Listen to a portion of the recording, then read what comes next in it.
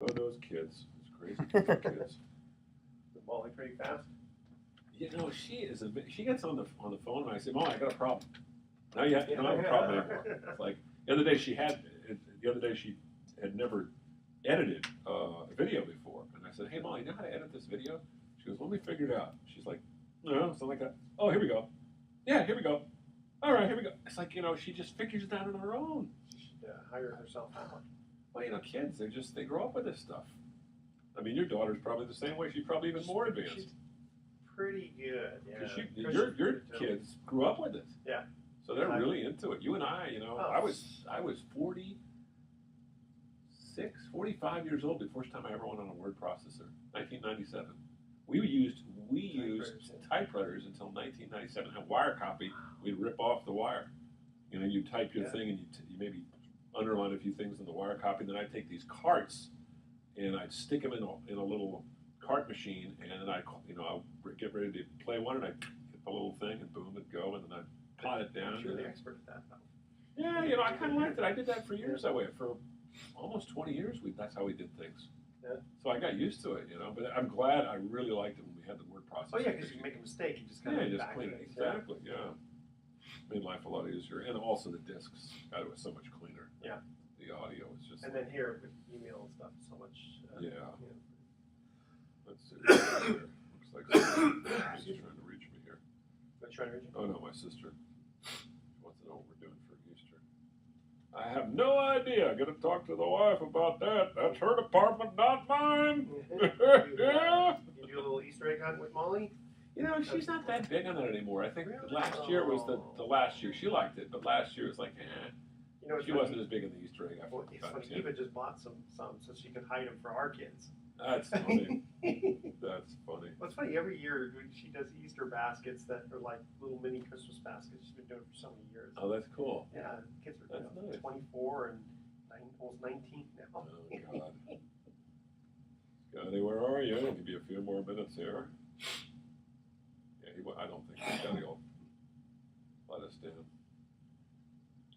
Scott Osler, that's your phone.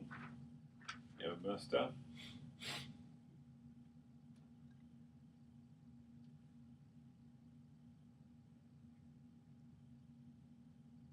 Well, it is 2:30 now, so actually we're just.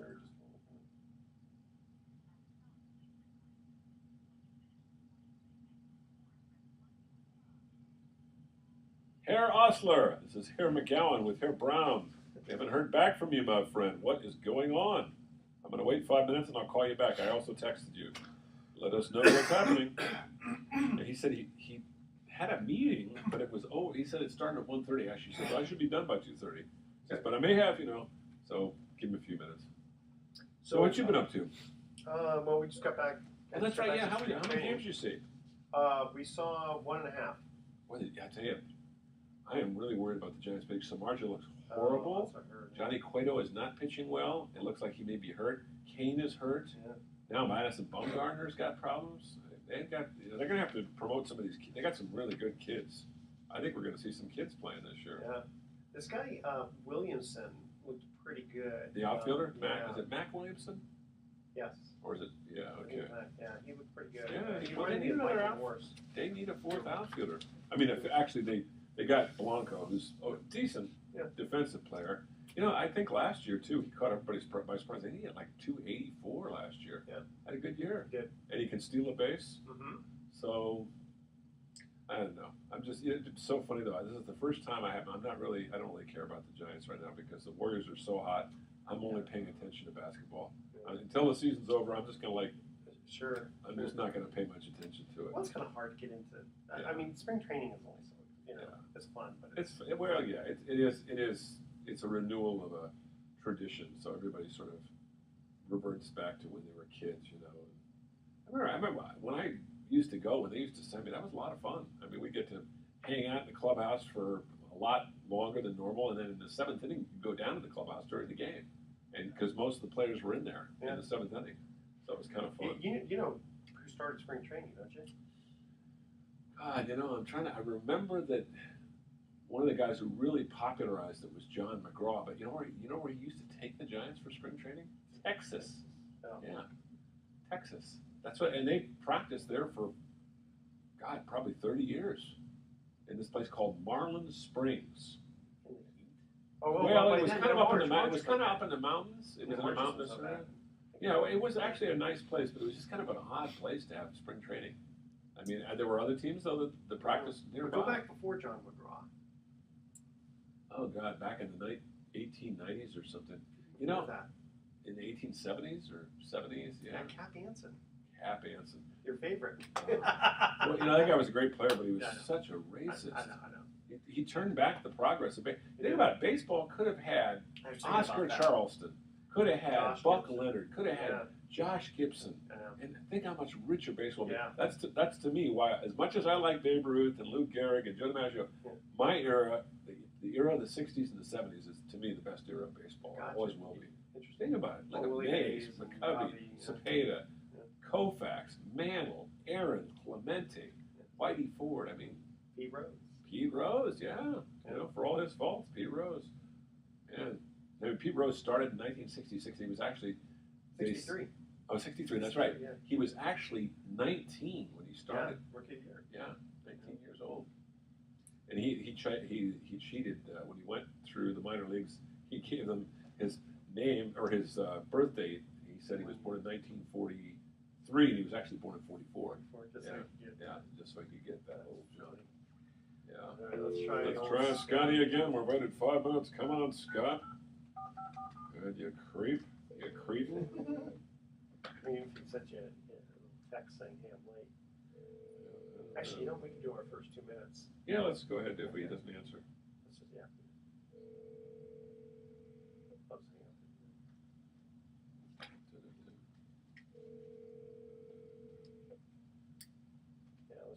Okay, you ready? Yeah. I don't think we should mention Scott Oswald, though, because if he doesn't come on, we'll just have to do regular. Okay. Welcome, you're listening to Sports Econ 101. This is the show where we discuss sports topics from a business perspective. I'm your host, Edward Brown, along with my co-host, Bruce McGowan, a longtime radio sports personality. At each commercial break, we're going to ask a sports trivia question, and we're going to be giving away a vacation to the first email with the correct answer.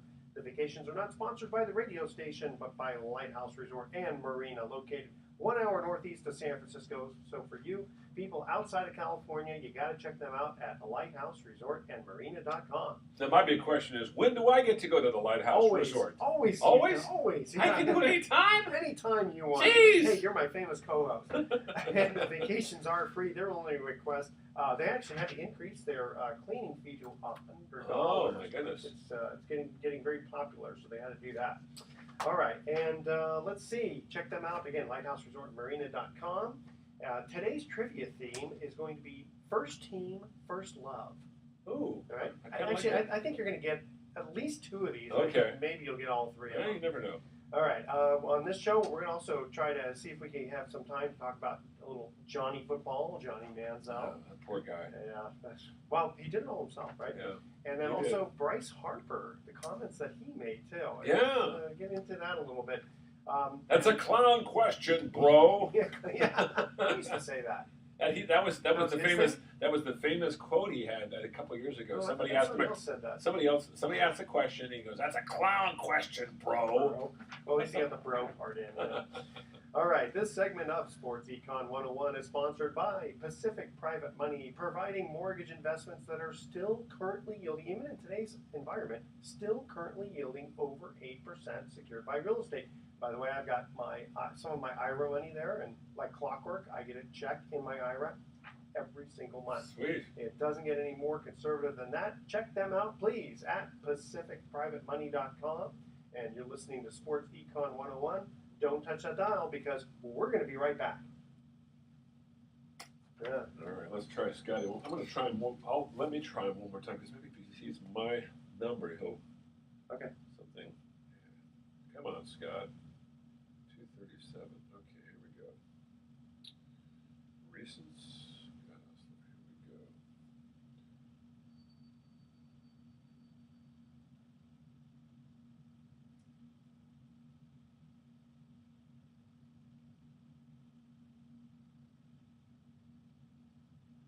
go. The weather was good down there. Yeah, I bet. It wasn't too hot. Yeah. Sometimes it gets a little too hot for me. Watched a little bit. It's kind of fun. They've been carrying a lot of the games up here. You know, it's funny that they didn't carry when I was down in Scottsdale, they wouldn't carry it. They won't carry it down there No. locally? Really? Well, they probably carry the Diamondbacks though, right? You know, I didn't see. We were watching, I think the Cubs game.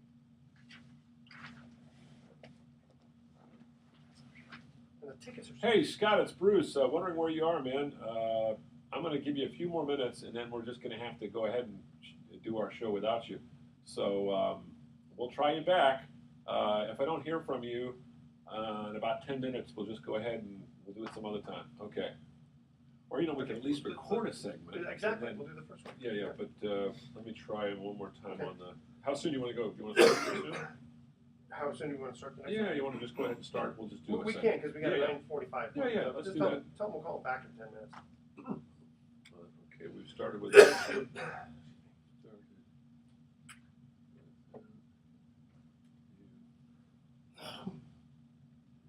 Oops. Give a segment right now. We'll call them in 10 minutes. Yeah.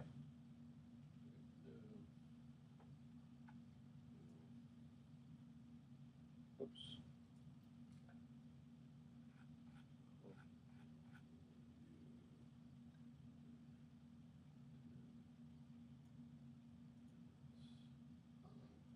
Yeah, you're like me. Kind of came out. You just had it was the time. Maybe he's still on daylight savings time. I saw him at the game last night. I mean, I just confirmed with him. He said, "Oh yeah, look forward to doing that tomorrow." So I don't know I don't know what to tell you, Pilgrim. I don't know what to tell you, Pompey. Just pack up the buckboard, Pompey. We're gonna go into Dodge and find us some women. Yeah, there you go. Okay. Sort of a combination John Wayne and Howard Cosell. Howard Cosell. I used to be a pretty good cowboy myself back in the day. All right.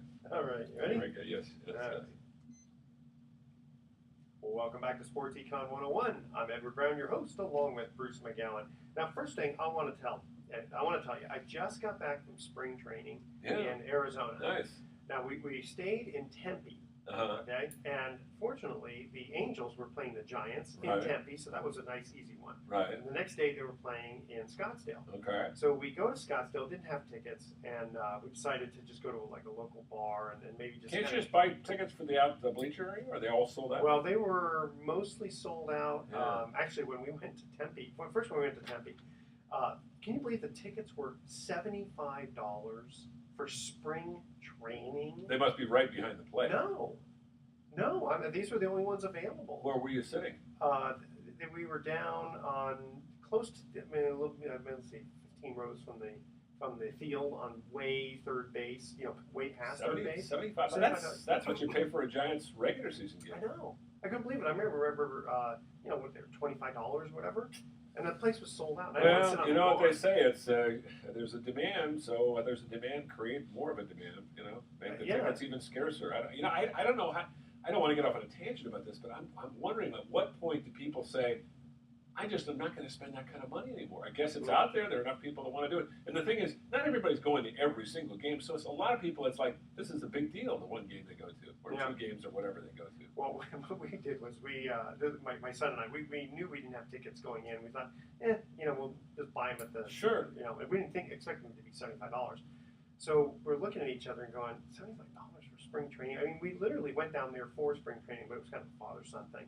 And it's funny because this one lady said, hey, go across the street. There's some scalpers there. And sure enough, you look across the street and there's some scalpers. Yeah. So we got some decent tickets for $50 a piece. Right? Oh, okay. And then we were able to sit down closer because these two people didn't come. So it was like, okay, that's fine. Yeah. So the next day, we go to, we didn't go to Scottsdale Stadium yet. We decided, well, we're just going to, play it by ear. So we had lunch. And we had lunch maybe 10 blocks away or something. Right. And they weren't even televising the game. Wow. It was blacked out. blacked out a spring training game. Well, maybe they just weren't caring. I mean, the thing is, maybe the folks in that part of the, Arizona are not interested in watching a game unless it involves the Arizona Diamondbacks. But they were carrying the Cubs. Oh, well, maybe they had a certain number of games they could carry, and I guess, that's too bad. Well, so we went, we decided, we were told, if you go late in the game, that you can just get in for free. Nice. So we go there, and they made us wait till the 7th inning stretch. Okay. But once we did, we got in. At least you got in for the last few innings. We did, yeah. And we literally sat, I got all the way down there behind home plate and to the side a little bit, and we were 5 rows up from Larry Bear. Oh, and I'm thinking, for that kind of money, he's there counting his cash, I saw Larry at the Warriors game last night. He goes, yeah, I'm going back to spring training.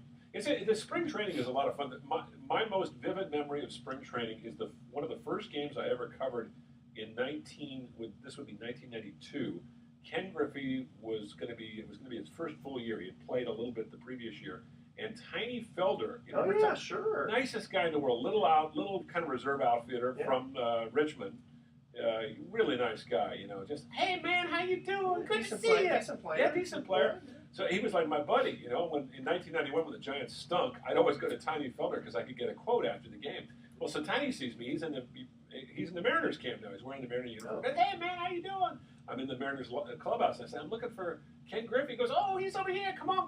So he takes me over to Ken Griffey. Ken Griffey turns around. This is Junior. Yeah, Junior turns around. He looks at me and he kind of gives me the up and down. And he's just a kid, but he's still kind of leery because his dad was a hard ass. I tell you, his dad was not a pleasant guy. And what smoothed it over was that Tiny said, oh, he's okay. He's a good guy. You do an interview with him, he'll be all right. He kind of gives me a sort of half smile. And we did the interview, and he was very, very nice.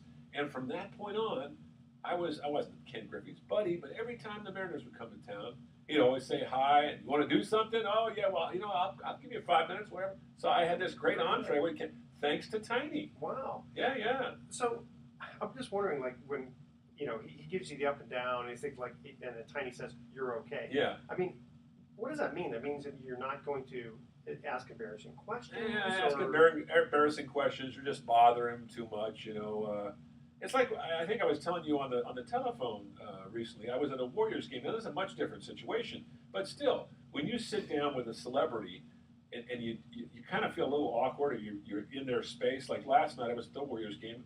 Walt Frazier, the great a guard from the Knicks in the 70s, is sitting there. So I just sat down next to him and Jim Barnett because there was no place to sit. I didn't want to intrude. And they immediately were so nice and included me in the conversation. But Walt Frazier was one of those guys, he was kind of a larger-than-life character. So back in the day, I would have been intimidated. Now he's an older guy.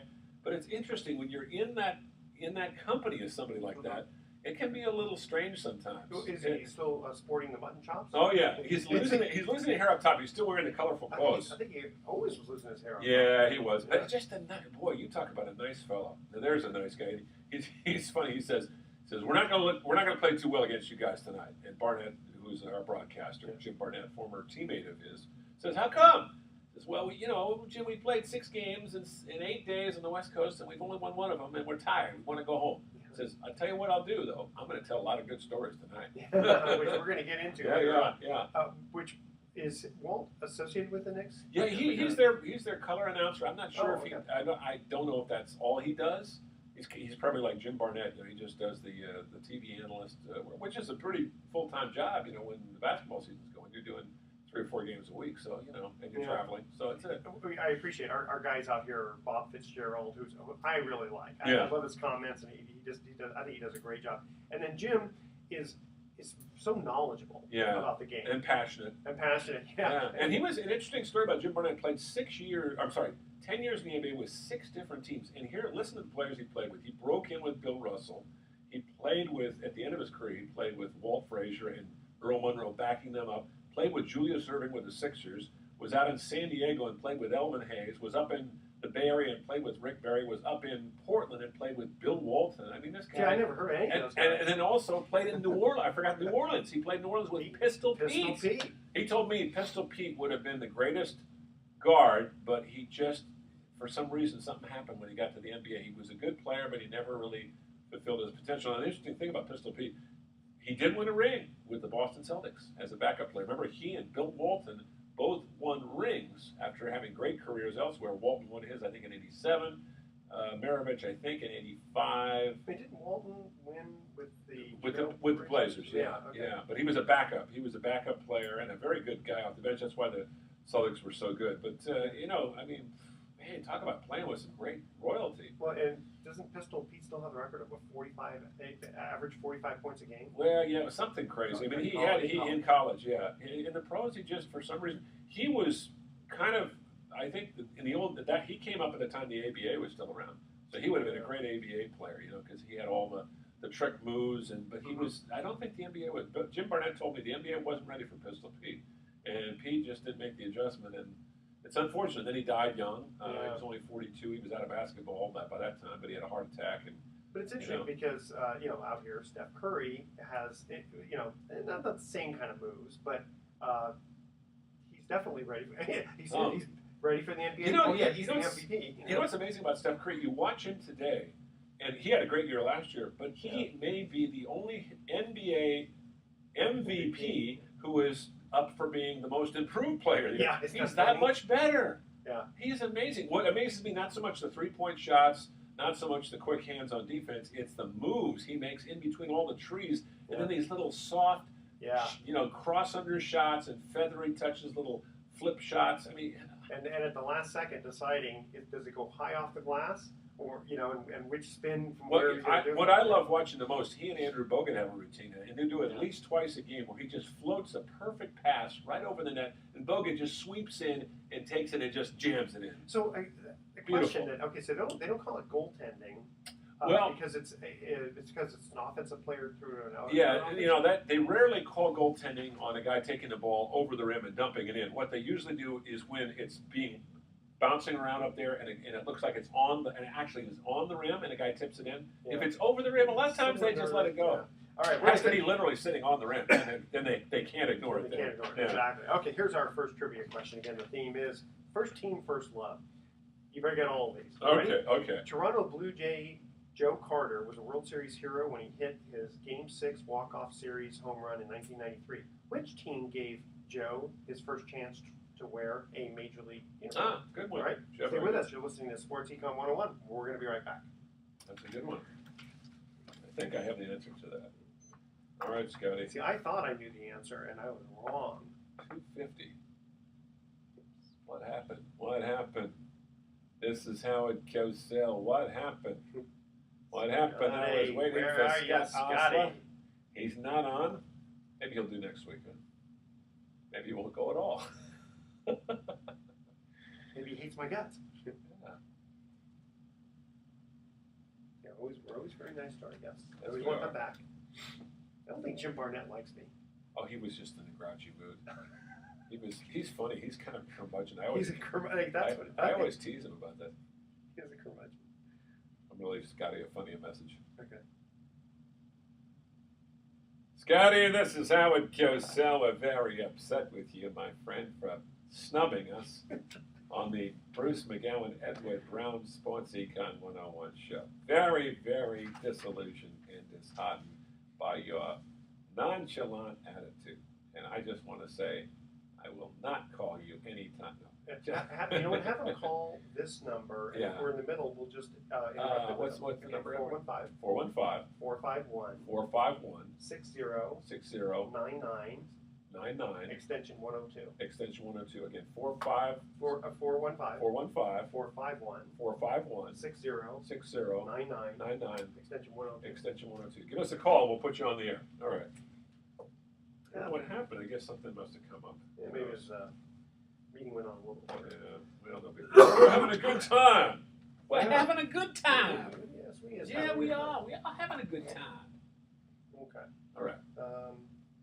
Guy, I just was thinking of a little part-time job thing I could somehow put together that'd be a lot of fun, and it wouldn't be a major amount of commitment. If I could somehow figure out a way, and there's a way of doing this, and I'm not sure how it's done, of just, I'm sure there are people that do this, being a MC for like local events. Small things where they need somebody, they'll pay $100, $150, $200, or whatever. that would be so much fun. I've done that a bunch of times. I'm very good at it. Yeah, no, I'm sure. I just don't know how you start on doing something like that. I do about 4 events a year, and I do it for gratis. I think you could actually make a little part-time living doing that. Who would you call? Yeah, I don't know. I got a lot of friends on LinkedIn who are involved in my profession. I bet you if I bounce them some ideas. Yeah, I got to do that. Got to figure out a little part-time gig this summer. Yeah, because the people in the Throckmorton area theater, Yeah. they don't. I mean, you got to put it all together. And Yeah, that was a great idea, but the problem was Marin County, and I think unfortunately because of Mill Valley is sort of off the beaten path, and they can only give me Wednesday nights, which is middle of the week. Nobody goes out on Wednesdays. So I did get a few good crowds. John Miller packed them. We had a big crowd for, who the heck was it? Orlando Cepeda. How much do you have to pay like John Miller?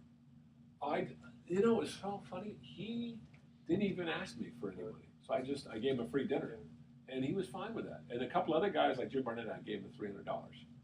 And I didn't get nearly as many people, but that was what he wanted. He wanted a little money. And I said, okay. John never asked for it, so I didn't offer it. I figured, okay, John loves doing this stuff. Yeah. He just loves it. My sister loves him. Yeah. Oh, he's such a nice guy. And it was cool because we did it. The World Series was going on at the time, and the game was supposed to be going on. And John was like, I don't know if I want to do it. The World Series is going to be on, Bruce. This is the first one he wasn't going to be doing. Oh. But the World Series game was rained out that night. So he goes, Bruce, I got a quick update here. Fourth inning. No, they're not going to play tonight. Game has been rained out. So no worries. Wow. Yeah, that's it. Yeah. It was Cardinals and Rangers. And you remember that? Yeah. What was it? The seventh game when the Cardinals were sixth game when the Cardinals were down to the last out, and they blew the game and they lost the whole thing. Yep. That's what a. And my DVR had cut off. Were they down 3-2? Yep. They had to win the last 2. Yep. Oh my God. That's like the Red Sox when they were down 3-1, down to their last out, their last strike against the Angels in LA. Oh yeah. And Dave Henderson hit the home run off of Donnie Moore. Yeah. They called it later the pitch that killed because Donnie Moore was never ever the same after that. It was so sad. Yeah, he tried to kill his wife. He dropped out of baseball finally. It only took 3 years for his career he had arm problems. And he's sitting at home one day and he just pulls out a gun and looks at his wife and shoots her. Hit her in the arm. And she's like, I can't believe it. In front of her kids. Not as good a pitcher, and said, look what happens. In front of her kids. He hit her in the arm. Chased her, shot her again, hit her in the leg, and then he ran into the house. And his daughter, their daughter, 16 years old, is, she's screaming. And Donnie Moore's wife was really a cool gal. She goes, would you shut up, stop screaming, put me in the car, and take me to the hospital? I'm not dead. She goes, I've just been shot in the arm and leg. Take me, because she wasn't bleeding to death. And then Donnie Moore went home and in front of his 5-year-old son, blew his brains out with his kid sitting right there. Oh my God! Yeah, I didn't know that. Blew his brains out. Yeah, his 5-year-old son just saw the whole thing. Can you imagine? And his son saw him shoot his mom. Can you imagine how fucked up that poor kid is now? Or if he's I can't even imagine. Oh, well, it's a horrible story. I don't know why I brought that up. That's a terrible. Well, it's because Dave Henderson. And poor Dave Henderson dies. You heard about that? He was taking care of his sick dad. His dad passed a year ago, and nobody would help him. His brother wouldn't help him. His other family members. So he quit his job with the Mariners as broadcaster, and he was doing some work in the front office to spend it full time taking care of his dad. Nobody else. When did he pass on? About 6 months ago. Yeah, heart attack. Yeah. Just stress. Taking care of his dad probably did it. Sweetheart. Just a sweet guy. Oh, I love him. Yeah, he was always like, hey, what do you want, man? You want to talk? Oh, shit, man. Okay. I'm talking. Just like him. And then Ricky Anderson's like, you know what a Ricky Valley is? That's what I want. Steal second, I got to third, the sacrifice line. Let's go on the wild pitch. That's Ricky Valley. Ricky Henderson. You got Dave Stewart with a high little voice. Kick that motherfucker out in the where. Hey, be careful, we're on YouTube. Oh, sorry. Now it's gonna go all over. It's gonna go viral.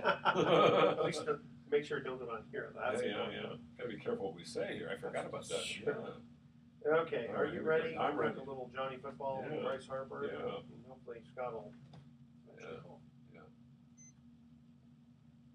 Well, welcome back to Sports Econ 101. Again, I'm Edward Brown, your host, along with Bruce McGowan. You know, Lon Chaney was the man of 1,000 faces. He was. You're the voice of 1,000. Face of 1,000 voices. Somebody locally said, yeah, the problem with Bruce is he does all these different voices, but they all kind of sound the same. Well, when I say you're Howard Cosell sounded like you're John Wayne. Just a little. Give us a little bit of each, and we'll see Howard the difference. Cosell, speaking of sports, I cannot believe the travesty that I have just witnessed. This is absolutely incomprehensible. Okay, now that's a really good Howard Cosell. Yeah, I can do a good Howard Cosell. Okay, now we do hear your John Wayne, because you were talking about some Western stuff. Saddle up the buckboard, Pompey. We're going into Dodge. We're going to see if we can find us some women, okay? Okay, it's more like Howard Cosell. You know, it's funny. I grew up with John Wayne, but I've sort of forgotten how he sounded. I can hear him in my voice. Like this. Yeah, there you go. You got him down. See, you got him down. I can do Rich Little impersonating. How about can you recognize these two voices? Okay. This is well, these are two famous actors. You're a nightcrawler, Colonel Casey. You sell secrets. You're the kind of person who hides and skulks around in dark places. Are you well acquainted with your Bible to know who Judas was? Are you asking me to answer or ordering me? I'm giving you an order. Yes, I know who Judas was. He was a man I admired and respected until he disgraced himself with the 4 stars in his uniform. You have to give me both of those. Burt Lancaster and Kirk Douglas in 7 Days in May. Wow. And Kirk Douglas plays Burt Lancaster's chief aide, who finds out his boss is at the head of a plot to overthrow the United States government. And so he rats him out to the president, and they catch him, and they. Now I'm going to have to rent the movie. Yeah, no, it's a great film. Now I want to hear Jack Nicholson. I'm not going to Jack Nicholson. I can do a good John Kennedy, though. John Kennedy. Okay, well, let's do the sports part first. Yeah, let's do the sports. Okay, well, hold on. Yeah, well, since we're on sports, give us a couple of sports figures you can do. Oh, well, we talked about Ricky Henderson during a break there. Ricky used to always explain about how he had a thing called a Ricky Rally. And I asked him once, I said, what is a Ricky Rally? What does that mean? A Ricky Rally, that's when I walk, I steal second, I go to third and I pass bonus, go in the sacrifice fly. You always have to laugh. Yeah, the laugh. Ricky Rally. And then you have a Dave Stewart.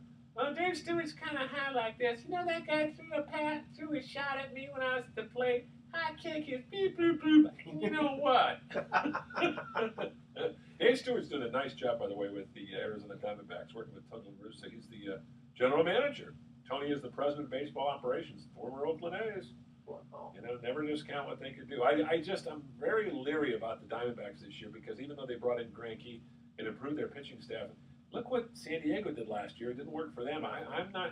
You don't create a winning culture overnight just by bringing in big names. You got to build it up with a combination of free agents and minor league players. That's what the Giants did. That's what the Warriors are doing.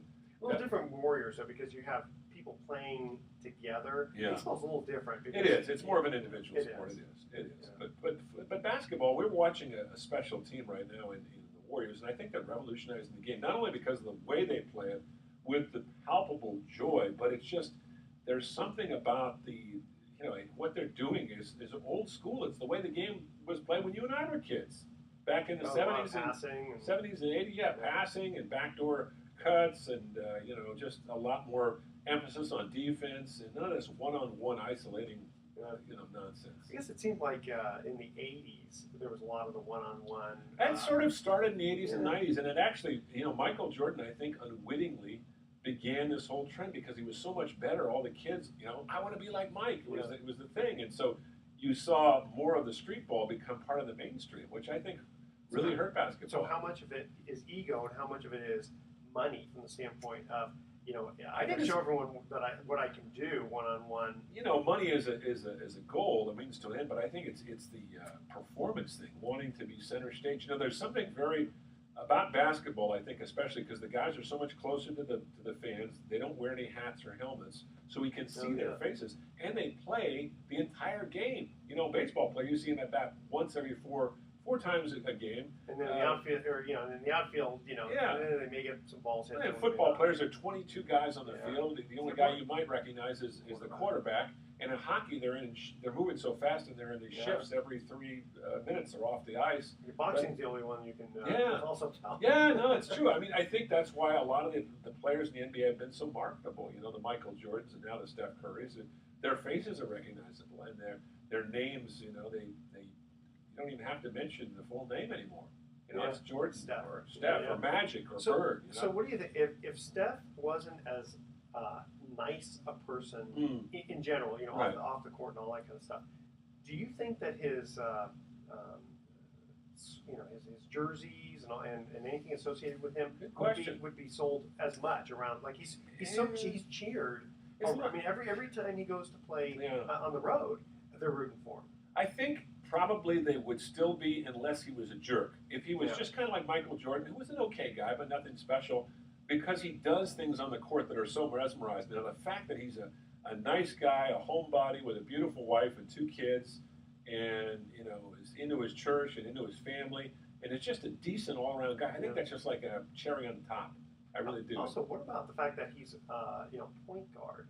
Yeah. You know, sometimes you get like, you know, a power forward isn't going to get quite as. Well, that's true. It's a glamour position. I mean, Magic Johnson, you know, had a similar kind of situation where he came along his rookie year, and I remember this. Magic won the NBA title his rookie year. He took the Lakers to that. You know, Kareem was there, and so was Worthy, and so was, you know, Byron Scott and all those guys, Norm Nixon. But Magic, if you remember, Kareem got hurt Game 6 of the 1980 Finals, and he played center. How tall was he? And he wore number 42, and he scored, I believe, 42 points that night against the Sixers. And I remember watching the famous hook, right? Yeah, the baby hook. I think he did that against the Celtics. But I remember watching Magic against the Sonics. They beat the Sonics in the conference finals that year. The Sonics were a great team that year. They had the best record in the league. They were defending champions. And Magic and his crew came in and won a game. They were down by 20 points. And he just sort of willed his team to the victory. And I think that's what Steph Curry does. Watching the game the other night against the Knicks, they were up by 10 or 12. But all of a sudden, Curry goes off and hits 3 in a row. Boom, boom, boom. It's just like, the game's over. And the Knicks are just, you can see the Knicks just visibly wilting. You know, it's like, here we go. Well, that's the interesting thing about this Warrior team is it's almost more glamorizing to make the good pass. Yeah. It just kind of seems like, you know, as a fan watching the game, you know, a lot of times, you know, you see guys who hog ball a little bit too much, shoot all the time. And then, you know, with Steph, I mean, you do expect to have him shoot a lot of 3-pointers, whether he, you know, makes them or not. But it's just amazing when you just kind of watch, you know, Draymond Green, bam, pass. Oh, yeah. You know, versus him trying to always score. No, you know, I think sometimes they overdo it, and they do probably have a few more turnovers than most teams because they do try to get a little too fancy, but it's just, it's so much aesthetically, it's fun to watch. It's effective basketball, but it's just, I don't know, it's more of the thinking man's game. Watching them play is inspiring. I mean, even when they blow somebody out, it's fun to watch them play. It's like watching ballet. Yeah. It really, and they play, it's true. Riley from Sports Illustrated, Rick Riley is back with them now, wrote a great piece about 2 weeks ago about the Warriors and about Steph Curry. And he spent a lot of time with them on the road during about a week and a half. And he was talking about that joy, you know, that feeling of just wanting to, it's almost like an artist, you know, who reaches that point where everything just kind of flows. And it's let it flow. Yeah. All right. Yeah. Hey, I'm moving on to a little bit of, let's talk a little Johnny football. What's happened to Johnny? You know, it reminds me of, Johnny Manziel reminds me in a different sort of way. Remember Ryan Leaf? I was just going to say that. Yeah, another troubled guy who had a great arm, great college career at Washington State, and just, I think he played actually about 4 or 5 years in the pros, but just with San Diego and a couple other teams. In Dallas, right? Dallas, and this was never very good. He got hurt, he got into trouble, he was in a fight, he, you know, got drunk. I mean, Johnny Manziel may be one of those guys that just can't get himself out of the doldrums, and it's too bad. You know, it's a real shame. Yeah, it's a real shame. How tall is he? He's not that tall. I think he's only about 6'1", 6 foot tall. Yeah, he seems a little shorter than I was not impressed. The only game he actually played well in last year was against the 49ers. Yeah, he looked good. He had 2 touchdown passes. He had a passer rating of close to 100. But you know, it seems like, you know, I obviously put a lot of blame on the guy himself, but it's got to be, a lot of it has to do with the people you hang out with.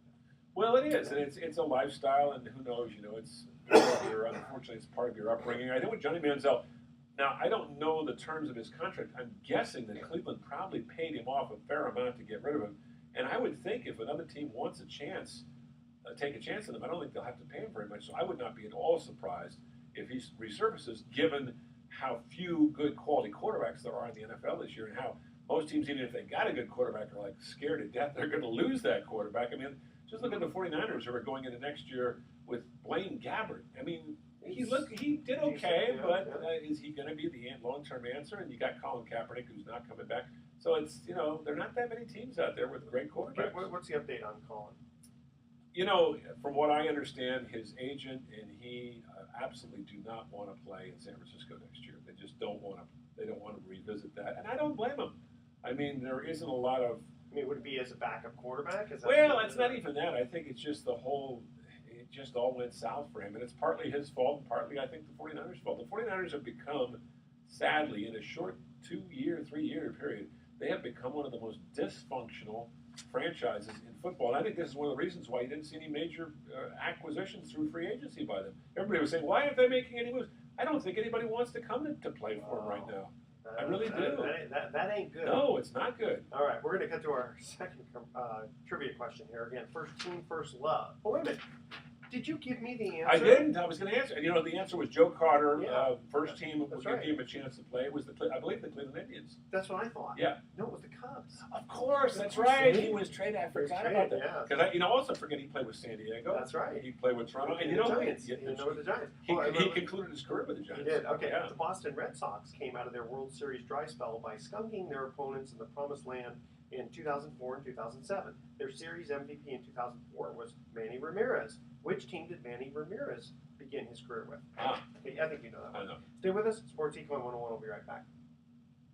Yeah, I thought it was. I forgot that. No, I remembered. That's what made him having his final at bat at Wrigley Field for the Giants in that playoff game, that one-game playoff against the Cubs, made it so cool. He came up representing the tying run. The Giants were down 5-0 in the ninth. They scored 3 runs, had a runner on, and all of a sudden the fans are like, oh. Yeah, and he had this, they always call it a humpback liner. It looks like it's going to be lined rather than just sort of a soft kind of a parabola low to the ground, right at the first baseman.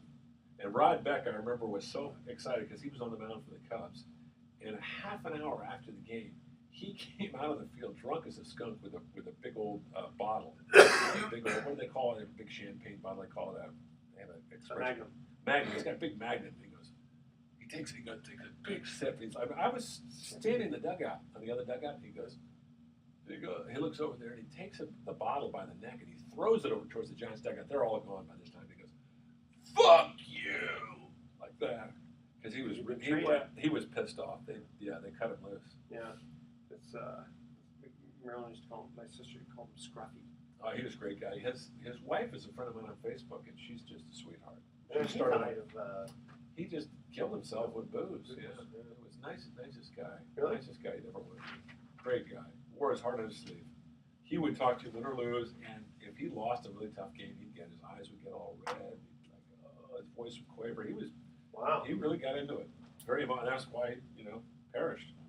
He probably carried too much. If I inside. lost a client and I did that wouldn't be good. No, not at all. All right. One more big segment? You got it. This is fun. Yeah, that was good. Oh, by the way, last week, I don't remember who we had on. Should we try Scott one more time? Yeah, sure. One more shot. I have to look up that. They sent us back. They always send me the file, and they said, "Nice show, guys." Oh, who? They didn't identify themselves? No, I mean I'm sorry, the Sports Byline. Oh, okay. They sent me the file. Oh, nice. They said, "Yeah." I go, "Wow, okay." I didn't think They usually don't get any feedback from them. No, they usually just do it. Has Ron Barr ever gotten in touch with you? Well, we had one time, but yeah, but because it's Darren, most of the deal with, right? Mostly, yeah. Darren's a good guy. I've known Ron for a long time. Ron and I get along, but Ron is he's got some people skills that are missing. Yeah, it's just he's a little bit of a curmudgeon too, isn't he? Oh God! He's had some big breaks. He was the sports director at Econ. He was a sports director of Cairo in Seattle. Mm-hmm. He was the voice of Stanford football and basketball for 3 years, but he pisses people off. And then his wife has got money, buku money, and she bankrolled this. Yeah. Is it an ego thing? You know, it's partly that, but it's just more. I don't think it's even so much ego because I don't think Ron is that taken with himself, you know, as a broadcaster. But he says things that are just like, what are you saying? Yeah. You know, I mean, Ron. One time he said something to me. I can't remember what it was. It was at a game, and it was just like, it was kind of like he was trying to be funny, and it wasn't funny. It was rude, and I just said, Ron. I said, man, what are you saying, buddy? Like, did you just hear what you said? And when I got fired at KNBR, I called him up and asked him if he could get me a job. And he'd always told me, oh, if you're ever out of work, buddy, come to me. I'll put you on there. So I told him, I said, I'm off the air. I need a job. Do you have anything just part-time? And he gives me this song and dance. And then he does this joke. He makes a joke. And I said, man, you know, you're not funny at all. I got really pissed at him and told him what I thought of him. And I said, I don't want to ever talk to you again. And we had about a year we didn't speak to each other. And then he calls me back and was all apologetic. And, So I figured, okay, give the guy a chance. You know. You're a nice guy. You're very forgiving. Yeah, well, some people wouldn't do it. That's good. That's like, you know, that's what keeps you young. Yeah, you know, you don't want to hold any negativity. No. Resentment is no, you know. I had a thing yesterday with a young guy on the phone from Yahoo. I had done some work for these guys, and you know, it wasn't a big deal. It was like they owed me $500. Okay, it's not a lot of money, but it's just the idea of it. And so I sent him a thing. I said, hey, man, here's what you owe me. Here's what I've gotten paid.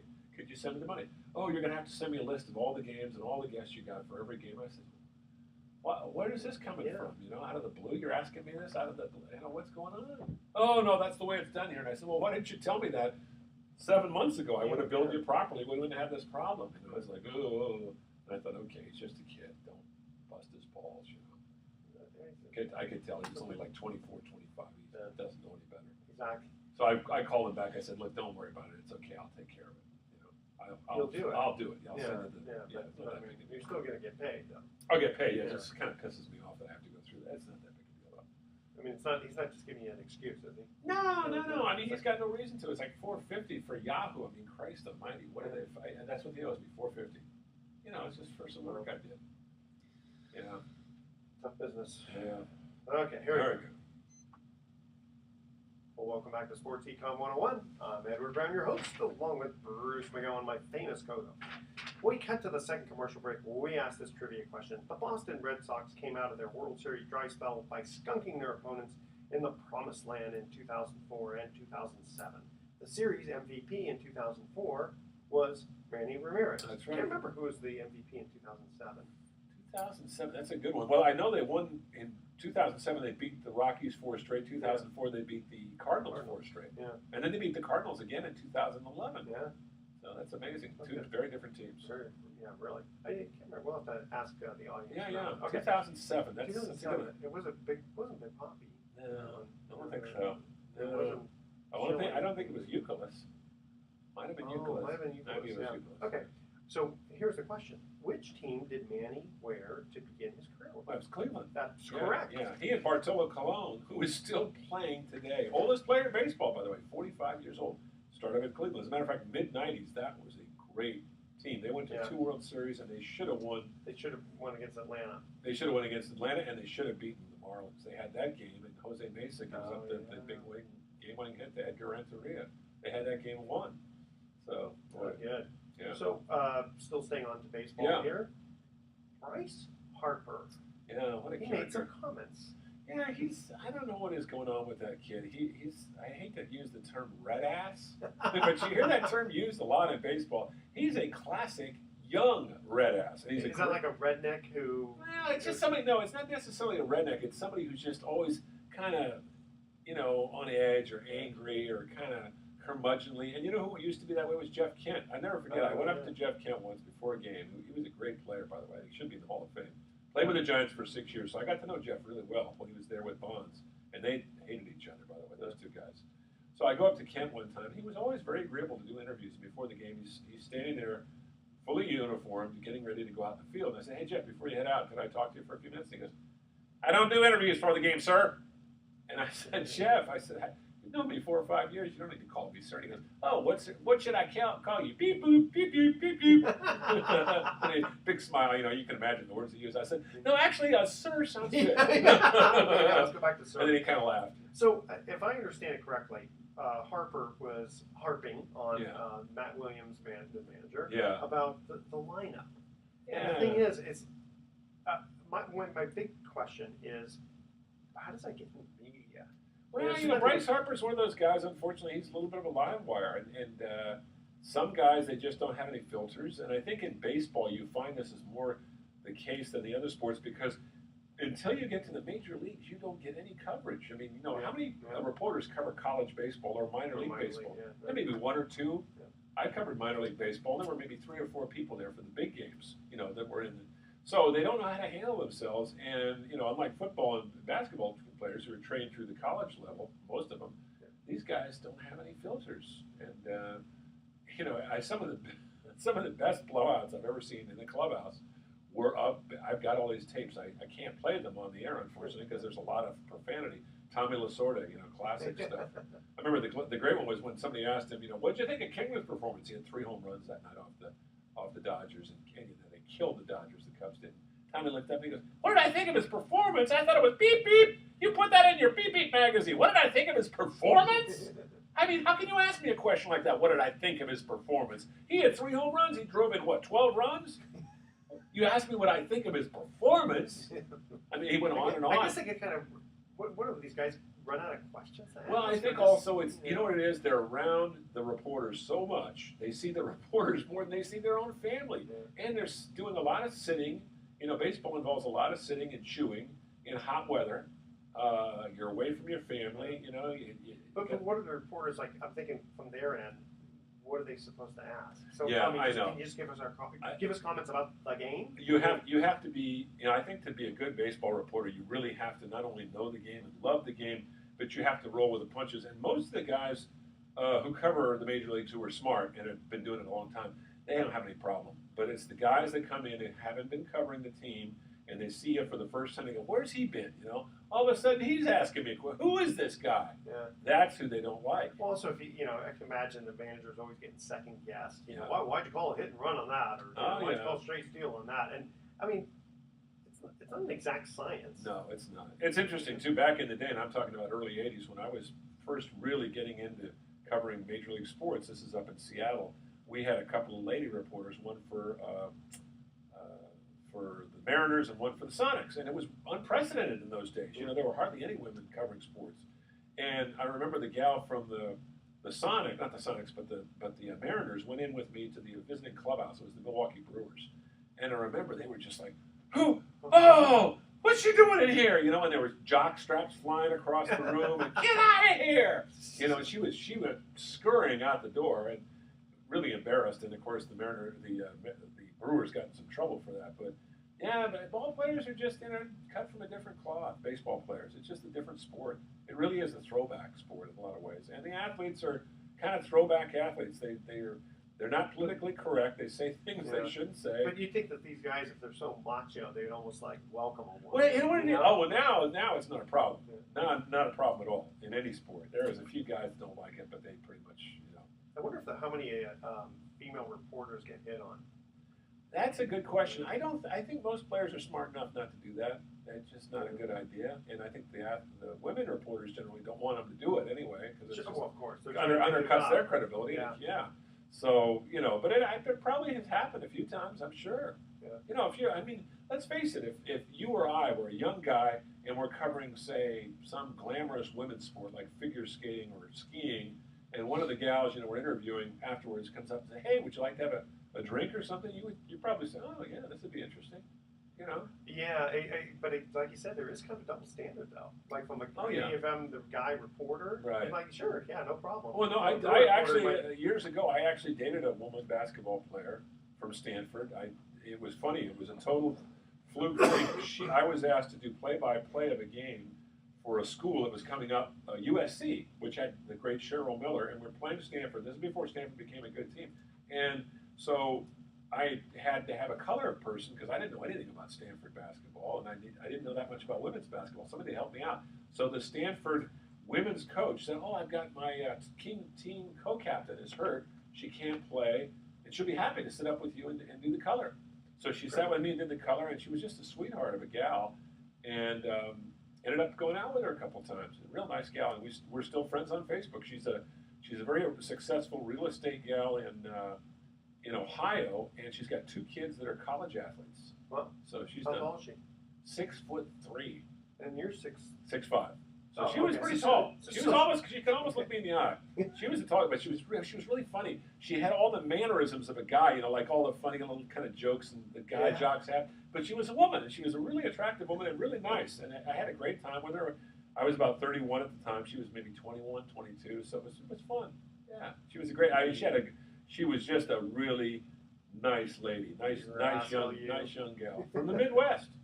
Those Midwest farmers' daughters, they make you feel all right. Brian Wilson. Brian Wilson, yeah. The Beach Boys. I'm showing my age. Yeah, you do the hot voice of Brian Wilson. Okay. So, earlier in the show, we were talking about Walt Frazier. And you're going to give us some fun story, because he's not here to tell us the story, so you're going to tell us. I was at a Warrior game the other night, and I'm sitting down to dinner. There was not a lot of space in the press room, and I sit down right across the table from him, and Jim Barnett, who was our broadcaster, who, as I might have mentioned earlier, played with all these different great teams, and played with Walt Frazier, and played later with the Sixers and Dr. J, and played with the Warriors and Rick Barry and Pistol Pete down in New Orleans. And anyway, so they're telling stories, and then Jim has to get ready to go to the game, do his broadcast, prepare, and Walt is not really worried about his broadcast, because he was telling me, he says, we don't do very long pregame, and says, we're not going to, this is the last game of a 6-game Western road trip, and we're going to get our asses kicked tonight, so it doesn't,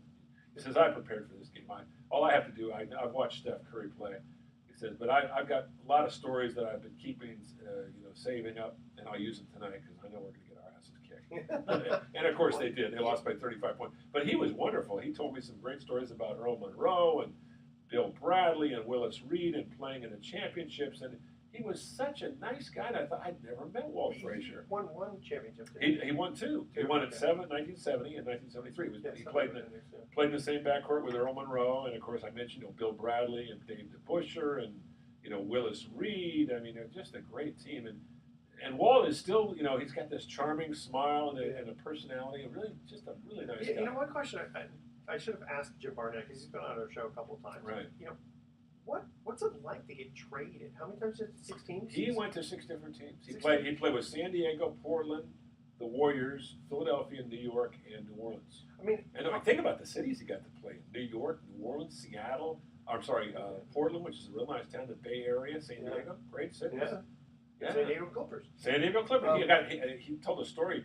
Elvin Hayes, when he was playing with San Diego, great player, later played with Washington, was not a nice guy when he first got in the league. And Barnett called him on something, and Elvin chased Barnett through an airport terminal. I mean, like several hundred yards. And Barnett said, but Elvin was too slow. He couldn't catch me. And what was he planning to do if he caught him? Well, I don't know. Years later, he says, but Elvin changed. He says, and if I saw Elvin today, I'd go up, I'd give him a hug. I'd even kiss him on the cheek, because, he deserves it. He's a good guy. But he says, but I keep my track shoes just in case I have to. Yeah. But, again, unfortunately Jim's not here, but to be able to think, like, what's wrong? What's wrong with me? Why did I get traded so much? Why you get traded? I think Jim Barnett was your classic 6th, 7th man, and those guys are expendable, even if they're valuable. And he was a likable guy. The coaches loved him. His teammates loved him. But he was always kind of one of those intriguing guys. Oh, we'll give you, he was usually the throw-in in the deal. Like, we'll give you so-and-so, but we'll give you Barnett, too. Oh, that's a nice deal. I got a guy on the bench there. And Barnett was a good player. He played 10 years, averaged 8 points a game, which is a decent average. He played hard. For not starting. Yeah, no, he just came off the bench. He was from the University of Oregon, and he played in senior leagues in recreation ball until he was almost 70. And Jim is 72 now. So he played till like 4 years ago. Can he still dunk? Well, he never could dunk. He was fast though, but he had no jumps. He had no hops. About 6'3", 6'3" and a half. No, well, he might have. He told me he never was able to dunk. I'm 6 feet now. I used to be able to dunk a grape. You had me going there for a second. You got to dunk at something there. Yeah. I actually did dunk a ball. I did dunk the ball one time in a game, in a pickup game. I'm 6'5". I should be able to dunk, but I actually got up and dunked it once. It was a great feeling to be able to do that. Yeah.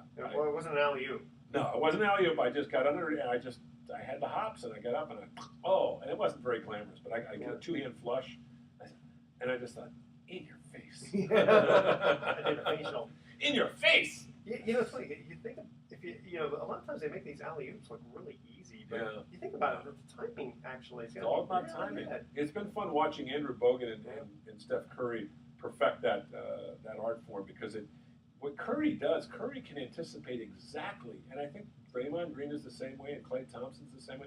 They can anticipate exactly where a guy's going to be and what kind of a shot he's going to take. The other night, I can't remember who it was. I think it was Sean Livingston threw an underhand bullet pass to Curry in the corner. He takes it, and in one motion, he hardly even grabs it, just takes it, goes up, and hits the shot. He's got to be the fastest. Oh, my God. Okay, here's our last commercial break trivia question. Hall of Fame great Honus Wagner won 8 National League batting titles in his career, all with the Pittsburgh Pirates.